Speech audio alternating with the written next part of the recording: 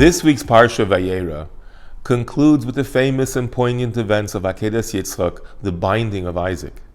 Strangely though, while the popular name for this incident is indeed known as the binding of Isaac, the Torah refers to this story only as Abraham's test. Ve'Elohim nisoes Avraham.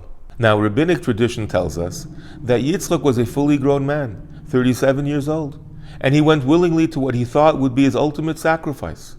So wasn't this Isaac's finest moment? Call it the test of Isaac.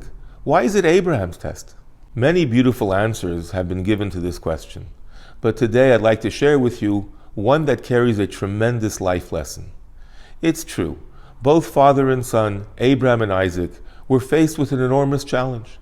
They had to remain steadfast in their belief for one supremely pivotal moment. But there was a critical difference. For Yitzchak, there would be only this single moment, this one dramatic leap of faith. Abraham, on the other hand, would have to live with his decision and struggle with its conclusion and results for every remaining day of his life.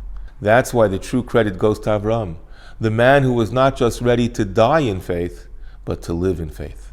Indeed, as the Rebbe would often say, this is the real meaning of Mesiras Nefesh, self-sacrifice. To die as a Jew is a noble and righteous act, but to live as a Jew daily is just as noble and perhaps even more lofty and sublime. This perspective is also reflected in the closing sentence of our Akedah story. Vayoshav Avram el Noarav, Vayakumu Vayelchu Yachdav el Beersheva. Abraham returned to his attendants, and they got up and returned together to Beersheva. This seems to be a highly irrelevant and unnecessary detail.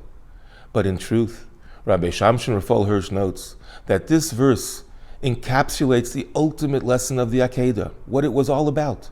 Abraham reached incredibly sublime spiritual heights through this final and most difficult test. But when it was over, he didn't stay on the mountain.